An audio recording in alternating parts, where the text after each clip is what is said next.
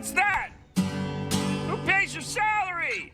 What's that? Who pays what's that? We're not a democracy!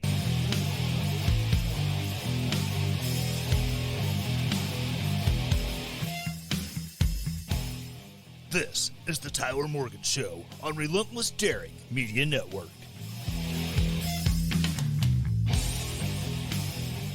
Welcome back to the land of bourbon and bad decisions.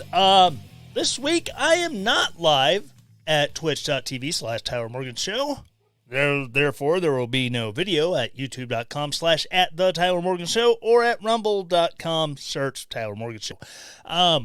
Having some issues with the technology and stuff, so you just get the audio this week. And for that, I apologize for my glorious mug.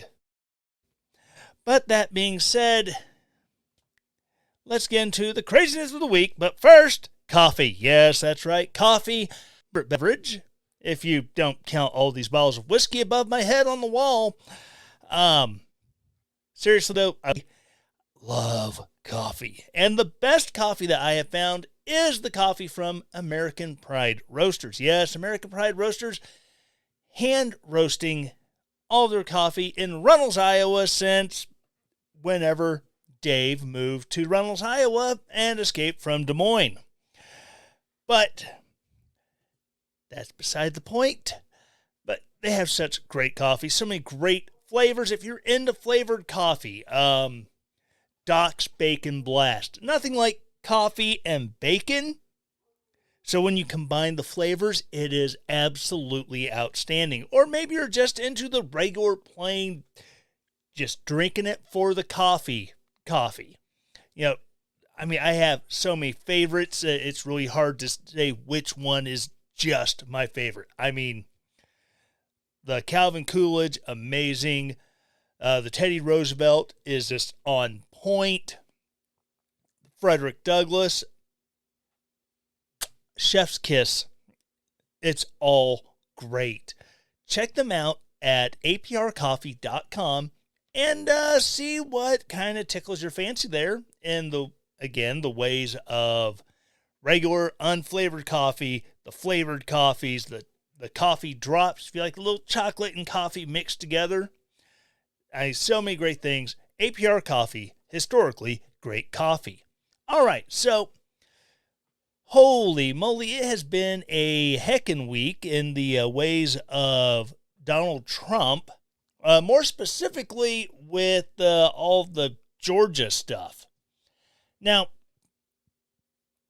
I'm not going to weigh in on my opinions as far as the charges go. However, the big story has been the whole Fani Willis, Nathaniel Wade affair. Were they having an affair before the trial started? Were they having an affair before he was appointed as the special prosecutor? Was there any way that was there a proper way of keeping track of, we did this trip together and here's what I paid. Here is, where Fani Willis paid for this and then he paid her back and it's, itemized and well accounted for. No, because they paid cash. Everyone talks about how a lot of critics of Bitcoin and other and all that, Ethereum and all of these things. Oh, well, you can use it to hide criminal actions and unethical things. Well, here's the problem with Bitcoin and Ethereum and all that. It's traded using blockchain technology. And with blockchain technology, it makes a record of transactions. And I don't remember the exact story. I think it had something to do with the Russians doing something criminal. And they were found out because there was a money trail using Bitcoin, and they were able to trace all of these people who were involved because of the blockchain technology keeping a record of the transaction. Cold hard cash, however, and this is what pisses the government off, it can't be traced. Unless you have marked bills or sequential serial numbers that have been logged that, hey, we know these bills are being used for XYZ. You usually see this in, any sort of hostage situation where demanding a large ransom, and they will get non-sequential bills, but as that money's being packaged, they have a scanner that reads all the serial numbers, and they can track the serial numbers. Whenever they go through the Fed, like, oh, where did this come from? What bank did this come out of? But anyways, it's really easy to use cash to hide shady stuff, which really seems like what was going on with Wade and Willis is that, he could say he gave X amount of cash that, there's no record of him taking from the bank because, he didn't use the bank as, one of, I think it was an uncle or someone close to him. Yeah, black people, we don't trust the banks. We only use cash. Okay, that was really weird non sequitur there, but okie dokie. So he's paying her back with cash. There's no receipts from her showing I spent this much money and he paid me back this much money and it's even balance. But anyways, the judge made the ruling, and it was a meh ruling. It wasn't a great ruling. It wasn't terribly horrible ruling, but it wasn't great.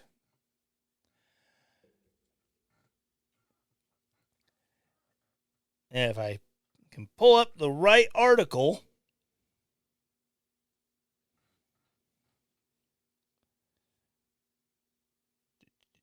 all right, so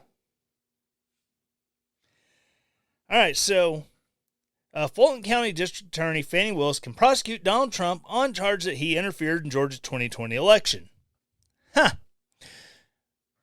How quaint. Now that a special prosecutor with whom she had a romantic relationship has withdrawn from the case, but the long-term impacts of allegations of impropriety that have roiled the case for weeks remain to be seen, with Trump and his allies certain to continue to attack the legitimacy of the prosecution against former president and 18 others. Fulton County Superior Court Judge Scott McAfee ruled Friday that Willis could stay if Special Prosecutor Nathan Wade left, or vice versa. She leaves and he can continue to prosecute. That's what that one boiled down to. That was a partial victory for Willis, whom defense attorneys had pushed to have removed from the case over her relationship with Wade. But the judge also her tremendous. I love that. It's a Donald Trump word. Everyone knows Donald Trump loves the word tremendous. Tremendous. China, tremendous. Tremendous lapse in judgment and questioned the truthfulness of Wade and her Wade's and her testimony about the timing of their relationship.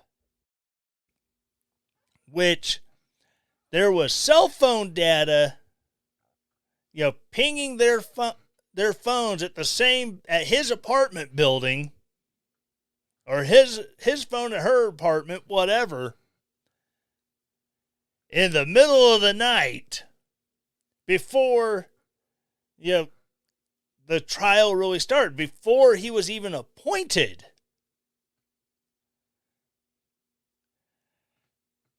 But, it's just a lapse in judgment. It's not corruption.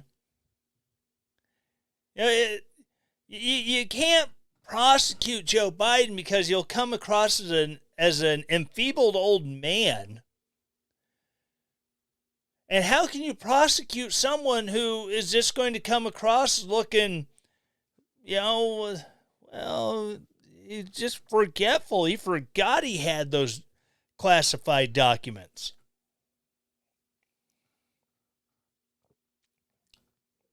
It's an extraordinary decision in a case that in recent weeks has taken on a soap opera atmosphere. Prosecutors who pledged to hold Trump accountable had their own personal lives thrust into the spotlight. Gotta love the AP. Absolutely have to love the AP. Their own personal lives. I'm sorry. Forget evidence of public corruption. Evidence of nepotism. That he got the case. Something that he does not handle. His career is family law and personal injury. If he's not making his millions off of couples terminating their marriages, he's chasing a freaking ambulance. Since when, in the history of lawyering, in the history of litigation, do you get someone who has not practiced criminal law, either as a prosecutor of some sort or as a criminal defense attorney who understands criminal law? And you take this person who's only done civil law their entire practicing career, and you put them in charge of a prosecution. A very, very, very public and high-profile prosecution of a former president, campaign aides, campaign staff members, local party bosses, his attorneys. Yeah, a giant RICO case. I mean, you're not going to take... It's like taking Brad Bradshaw. If you're not from Southwest Missouri, you do not know who Dr. Brad Bradshaw is. He is a surgeon who became an attorney. And he practices not criminal defense, but personal injury. I see his ads on TV and local TV all the time. It's like taking Brad Bradshaw and making him a special prosecutor for going after public corruption here in Missouri. Eric Greitens. I'm going to pick him up. It's like the biggest one I can think of from Missouri. Eric Greitens, who was charged with a crime that there was no evidence of. I mean, the evidence was pictures that never actually existed. He took pictures. Okay, well, he turned over his cell phone and this, that, and the other. There's no pictures.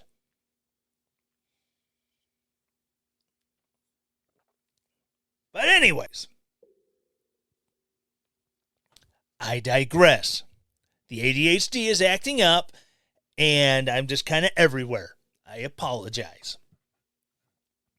So anyways, you have a family law / personal injury attorney being appointed to this high-profile RICO case,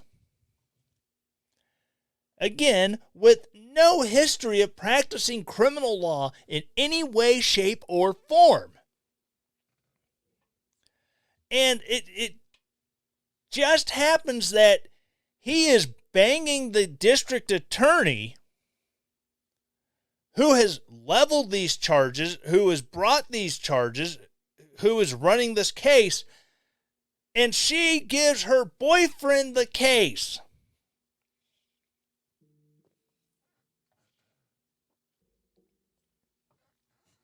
And the AP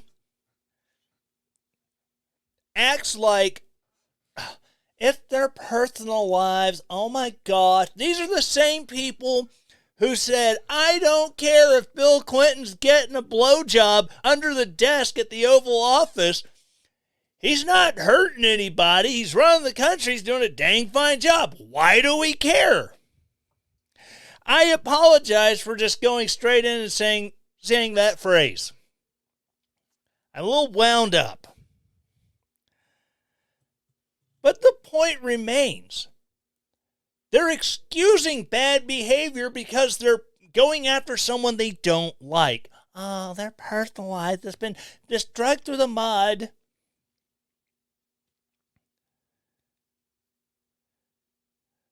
So back to the article. The judge's ruling threw it to Willis to decide whether she and her entire office would step aside or whether Wade would withdraw from the case. The judge said the prosecution couldn't move forward until one of those two actions was taken. Several hours after the ruling came down, Wade offered his resignation and Willis accepted it. If Willis had instead opted to step aside, the case would have been referred to the Prosecuting Attorneys Council, a nonpartisan association of Georgia district attorneys, to be assigned to a different prosecutor. That could have upended the entire prosecution. Another prosecutor could have continued on the track that Willis had taken, or could have chosen to pursue only some charges, or could have dropped the case altogether, which is probably the biggest reason why they didn't want to do it, because outside of Cobb County, Fulton County, I forget what all, there's like 3 or 4 counties that make up the general area of Atlanta. Atlanta's a big freaking city. Maybe not as big a population, but geographically, it's freaking huge if you've ever had to be there. It is spread out over a huge area. Yeah, like St. Louis, Missouri is generally St. Louis County. And granted, you have South County, Jefferson County, St. Charles County around the area that's mostly the suburbs. But Atlanta itself, not counting the suburbs around it, takes up a huge area. So it's kind of pointing that out. And once you get outside of those areas, I mean, they could assign a prosecutor from like Savannah or Columbus, which are also 2 pretty blue areas of the state. But they picked some guy from out of a hat way down south central, almost to Florida, or northwest Georgia, getting up towards Chattanooga, Tennessee, you're going to be running a huge risk of getting a conservative prosecutor who's going to look at those charges and go and look at the evidence and say, well, okay, half of this crap is going away. All these other people with conspiracy, blah, blah, blah, blah, we're just dropping those charges, just looking at Trump, and we're going to drop XYZ charges. Now he has like five counts. Or it could be like, no, we don't see that there was ever any evidence that a crime occurred. All charges are dropped, and we'll recommend dropping all charges and vacating the pleas of those who have already been prosecuted, like Jenna Ellis and a few others. And that is a huge risk that Fani Willis's office did not want to take. So she told her boyfriend, hey, I'll meet you back at the apartment tonight at 5. We'll just go ahead and resign, and, no hard feelings. You did your best. We didn't know we were going to get caught.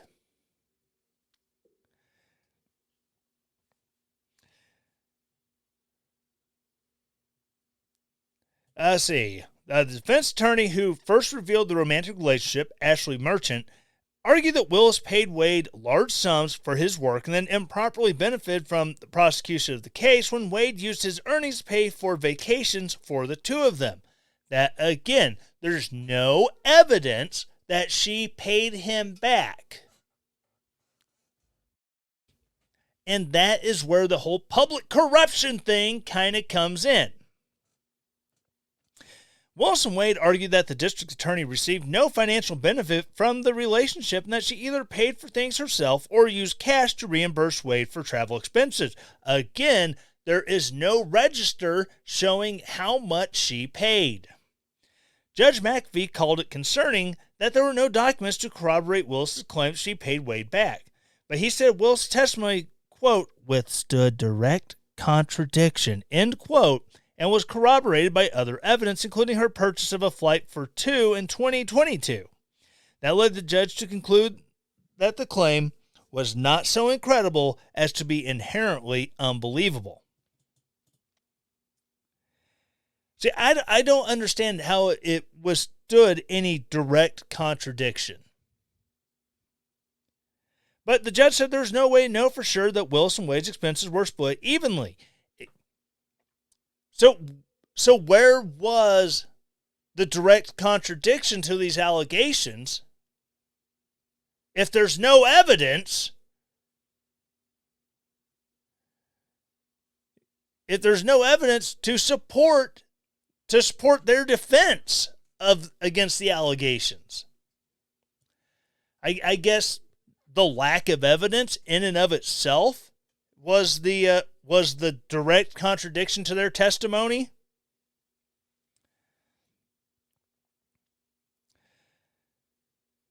Judge said there's no way to know for sure, blah, blah, blah. And Willis, quote, may well have received a net benefit of several $100,000, end quote. But McAfee said that the defendants didn't provide sufficient evidence to prove that Willis financially may have received. Again, this is one of those, if you look at the whole saying of the perception is reality, especially when it comes to like sexual harassment law.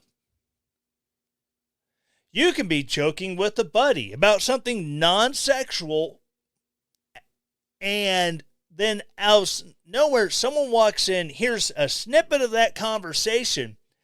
They took it as sexual. Next thing you know, you're being drugged to HR because you sexually harassed them. It's like, well, I wasn't even talking to them. Well, you don't have to. They can just overhear a conversation. We weren't talking about anything sexual. Well, they perceived it as that, so you're getting a warning. Just the whole thing that it smells, it looks, it kind of tastes like public corruption should tell you this is public corruption. And then may have had a net benefit of several $100. I'm sorry. Even if it's a net benefit of $20. Because you're being shady as all get out. But again, there's no way to prove that with her reimbursements, she took a loss on some stuff, that he took a loss on other things for this net gain of a couple $100. There's no evidence of that. This is just a judge making stuff up out of thin air. Furthermore, McAfee concluded that enriching herself through her relationship with Wade was not a motivating factor in Willis's decision to bring the case. No, it was her decision to give him the case that she was already bringing, you dumbass.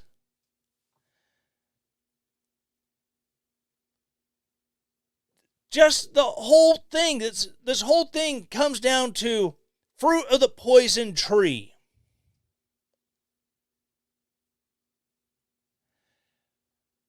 Because of the public corruption and the grift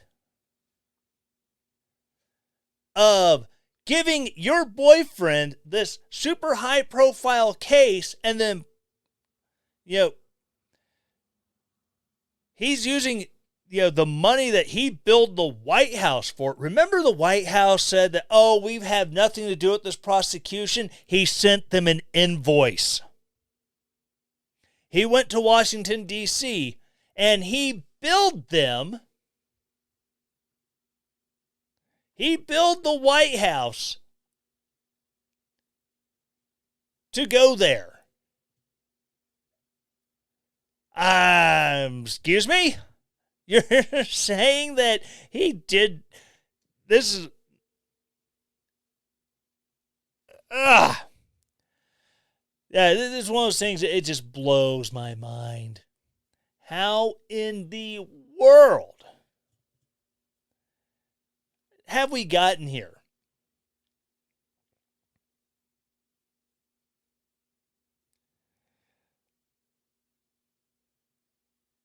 All right, so the judge noted Willis was not financially destitute throughout this time or in any great need, but was making more than $200,000 per year.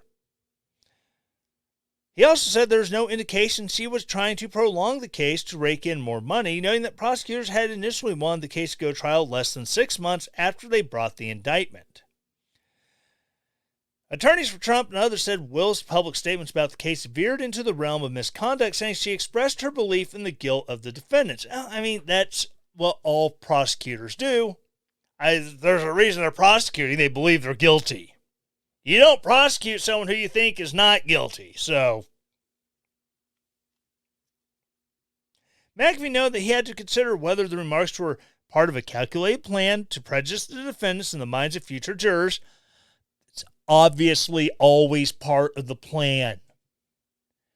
When the jury pool is just inundated with coverage about Donald Trump, he told Brad Roethlisberger, blah, blah, blah, blah, blah. And we're making these statements all the time. That's the whole point. Oh, we're not trying to prejudice the potential jury pool, but we're going to do all this stuff and put it all over the media because, it prejudices the jury pool.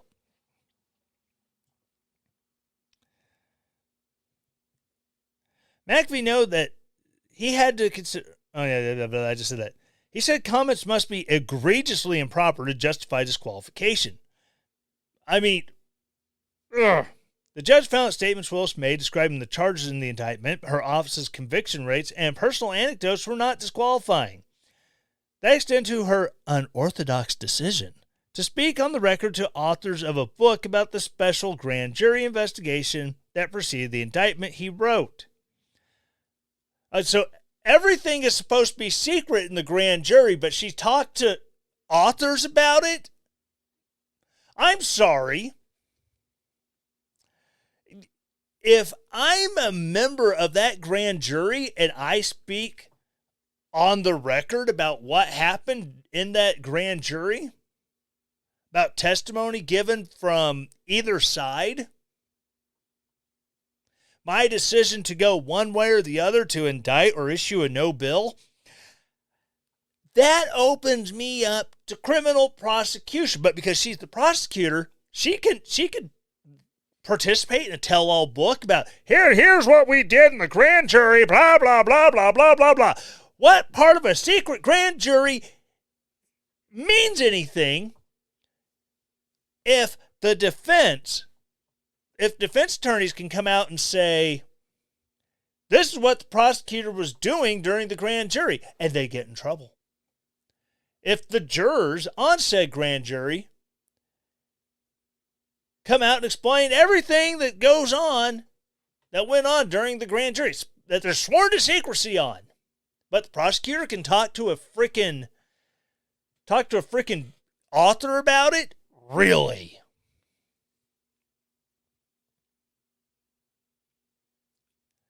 A speech gave at a historic black church in Atlanta less than a week after the allegations of the relationship with Wade surfaced was a different matter, the judge wrote. Willis complained those remarks that people had questioned her decision to hire Wade and questioned his qualifications, seeming to suggest the criticism rose from the fact that she and Wade are black.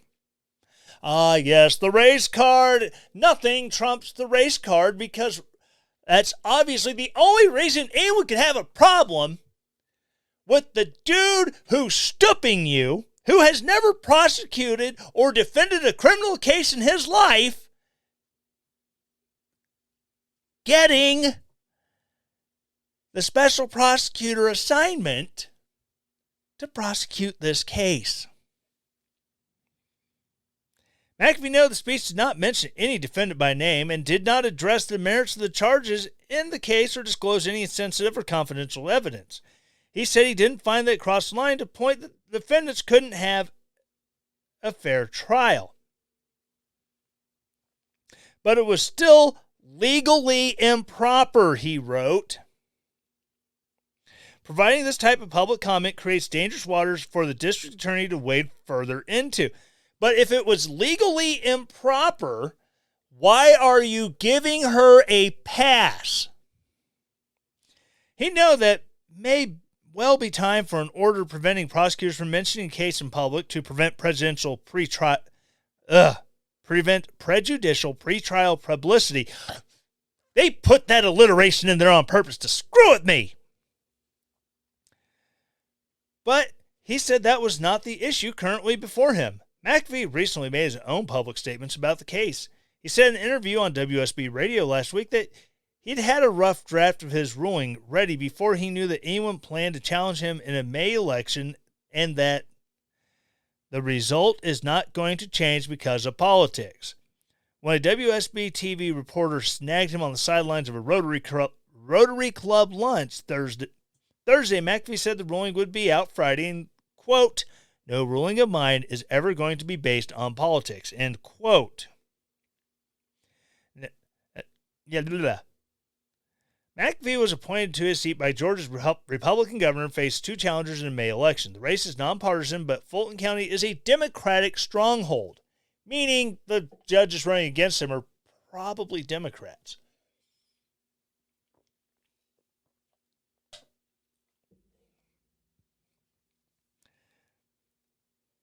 Wade was questioned on stand about statements he had made in his divorce case that he hadn't been romantically involved with anyone other than his wife during their marriage. His patently unpersuasive explanation for these inaccuracies, quote, indicates a willingness on his part to wrongly conceal his relationship with the district attorney, end quote.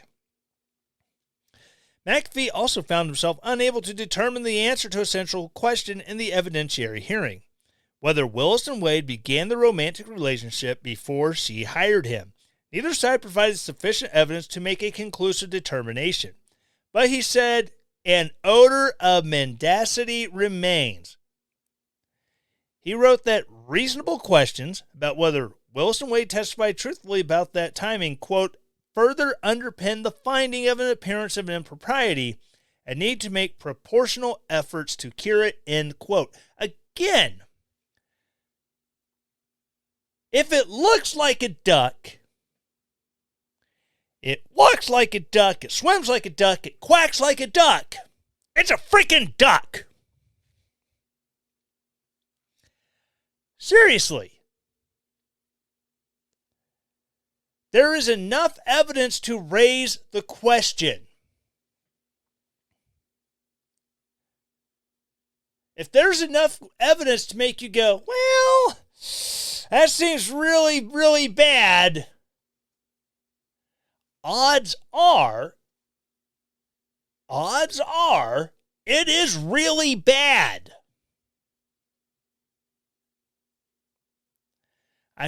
This hearing was not a jury trial where you need to have, 100% conclusive evidence to convict beyond a reasonable doubt. This is one of those, the preponderance of evidence situations. And the preponderance of the evidence says, hey, these two were making the beast with two backs. Thank you, Neil Bortz, for that one. Before she hired him. And so it really looks like this is a case that reeks of public corruption. And both of them should probably be disbarred. Her more so, because I think him taking the case offered to him by his girlfriend is bad. I don't think it's great. But the fact that she is an elected official and assigning a special prosecutor, now these aren't things that take an open bid. She has to say, who do I know that is best qualified for this job to prosecute this case? I know the guy who I've been banging for the last 2 years. He is perfect because with his huge experience in personal injury law and family law, he would be a great prosecutor.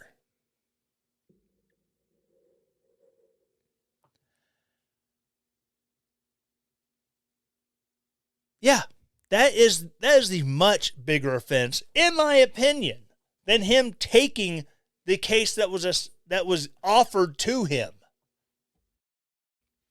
So, I don't know. It's just so ridiculously bad on all levels.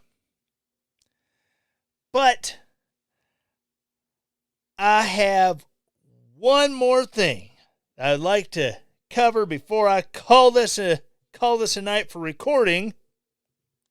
And this one will probably get me in trouble, and thank goodness I'm not on YouTube for this episode. But I might make the audio available on YouTube. Unfortunately, still you don't get to see my glorious mug. But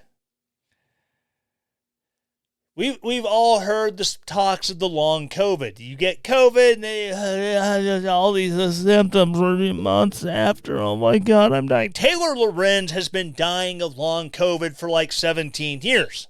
She's been dying of long COVID since before there was COVID. She is like the biggest purveyor of long COVID.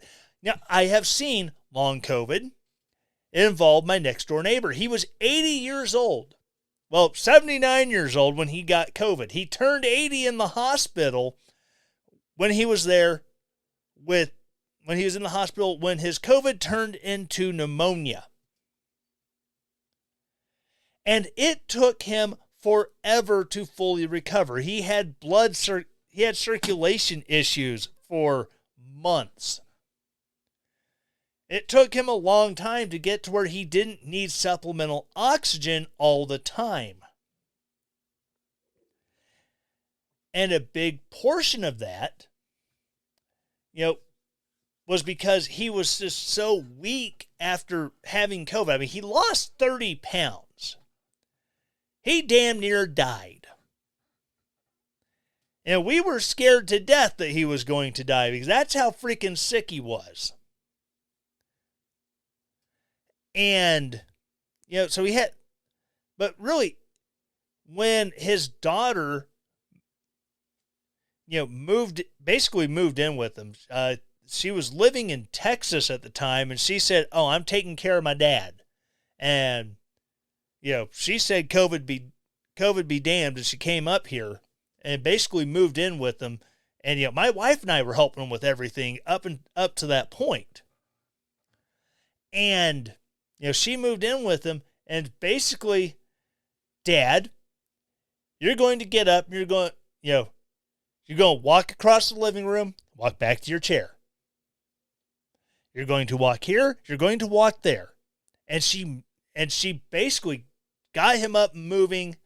She got him like an exercise bike. He started, doing stuff on the exercise bike, and here it is, was it 4 years later, and he still uses that bike. I mean, it's good for him. And that's how he got over his long COVID. It's just, he basically got up and got moving. But anyways, back to the whole idea of long COVID. Top government health chief declares long COVID doesn't really exist. Study finds flu impairs more people in the long term. A new study has found the post-viral effects of COVID-19 are no worse than other respiratory illnesses such as the flu. The study's author, a top government health official in Australia's state of Queensland, declared that it was time to retire the long COVID term because it is harmful and misleading. Yet, I put this on YouTube, and I definitely put in the show notes that I discussed long COVID and that it's not really a real thing. This will get taken down for medical misinformation. But it's a doctor, it's a freaking doctor, pointing out that the idea of long COVID is, in fact, the medical misinformation. Dr. John Gerard is Queensland's chief health officer, a leading infectious disease specialist, and previously was the director of infectious diseases at Gold Coast Hospital. Gerard is also the lead author of a recent study that found the post-viral effects of COVID-19 to be equal to or even less severe than other respiratory illnesses. We believe it's time to stop using terms like long COVID. They wrongly imply there is something unique and exceptional about longer-term symptoms associated with this virus, Gerard proclaimed. This terminology can cause unnecessary fear and in some cases hypervigilance to longer symptoms that can impede recovery. Yeah. And honestly, it really feeds to people who are prone to hypochondria anyways. If you tell people that, stubbing your toe is a symptom of long COVID, you'll be 3 years down the road, you'll stub your toe. It's a long COVID, I stubbed my toe.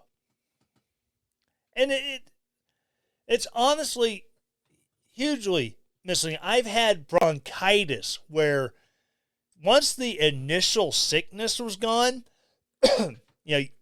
you go through your course of antibiotics, 10 days of amoxicillin, azithromycin, whatever they put you on, and and you're on the prescription strength expectorants to cough that crap up, so it's not sitting in your lungs being just turned to gunk. Then where it's still, once the initial sickness is over with, you've gone through the meds, or you still kind of short of breath. Okay. It takes time. Same thing with COVID-19. I had COVID a couple of times. It was suckier than when my wife had it the first time around. And, for the first few days, you're running the fever and you're coughing, all the lymph nodes in your neck are swelled up, and you can't hardly move. You got the body aches, kind of like when you have the flu. Yeah, it was bad, and it took a couple weeks before you're finally fully over it. You finish coughing up the crap, and you start to feel good again. But I never once claimed long COVID. I honestly believe a lot of the people who claim long COVID are the attention-seeking crowd. I've got the long COVID. Feel sorry for me. Oh, my God.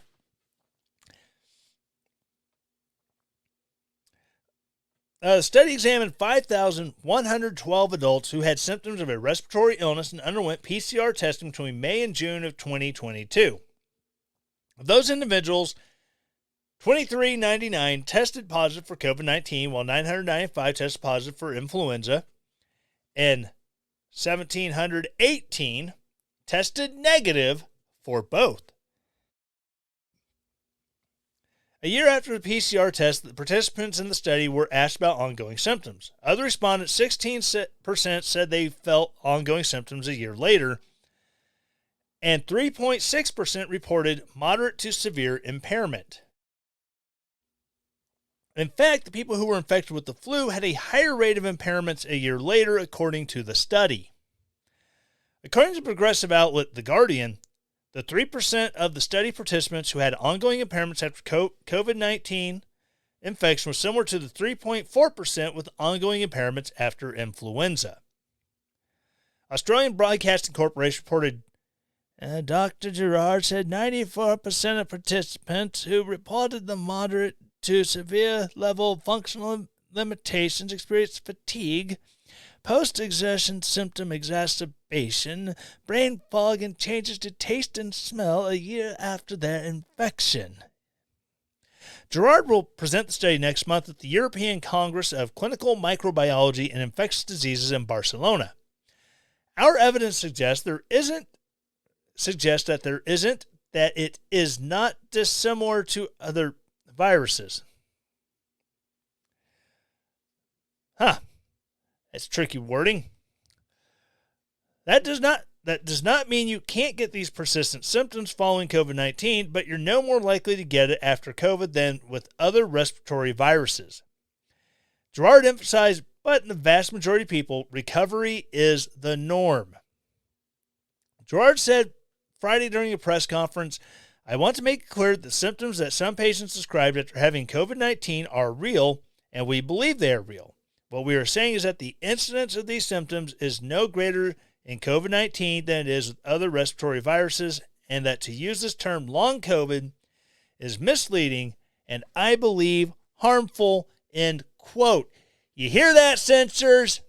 I'm quoting the doctor who did the study. So if you try to take my episode down, believe me, I will repost it with the note, kiss my butt. And it's just all this talk about long COVID. You know, like I said, I've known some people who had some weird long-term flu symptoms. I had a teacher who openly admitted that he used to smoke. It wasn't until he had a really bad case of the flu. And with that really bad case of the flu, it affected his his sense of taste and sense of smell so much that he had to quit smoking because it just smelled so horrible and tasted awful. You know, so yeah, I do believe that there are certain things that you do suffer a physiological reaction when you get sick. Yeah, I know the people who their first clue they had COVID was, so I don't feel bad, but I can't taste anything. I can't smell anything. And then within a day or two, they're starting to run the fever and they get the cough.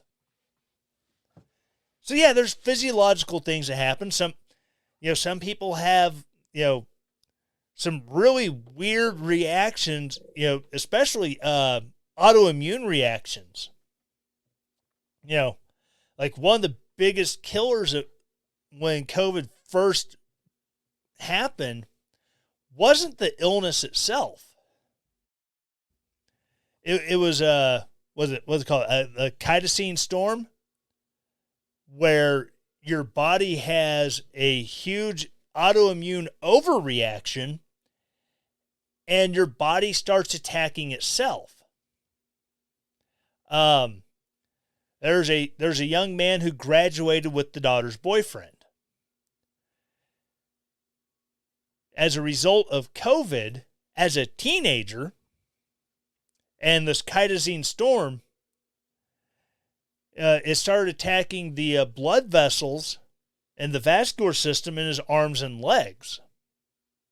And to prevent him from developing gangrene and dying, they had to amputate both arms at the elbows and both legs at the knee. And, I think he was actually a grade ahead of my daughter's boyfriend, but, due to the obvious long-term hospitalization from recovering from a quadruple amputation, and I think it also affected, because of the fever, it affected his, mental well-being, his cognitive ability. He actually had to graduate a year behind, but, when he walked across that stage and was handed his diploma, I mean, small town school in the middle of nowhere, everybody's on their feet, and everyone who's from that town is just bawling their eyes out because this kid's a freaking hero. Yeah, so I'm not saying that there has not been some really weird and very significant effects of COVID, but the whole idea that, long COVID like Taylor Lorenz claims, I still have all this fatigue years later, and have you tried vitamin B? Vitamin B, especially B12. B12 is great for helping with energy. Try some stuff. Maybe you're just deficient. I'll let you write your own jokes there, because I'm not that mean. Well, maybe I am, but it's neither here nor there. But yeah, long COVID, it turns out it's not as prevalent as the fearmongers would like you to think. That's good news, and it's always great to end on good news.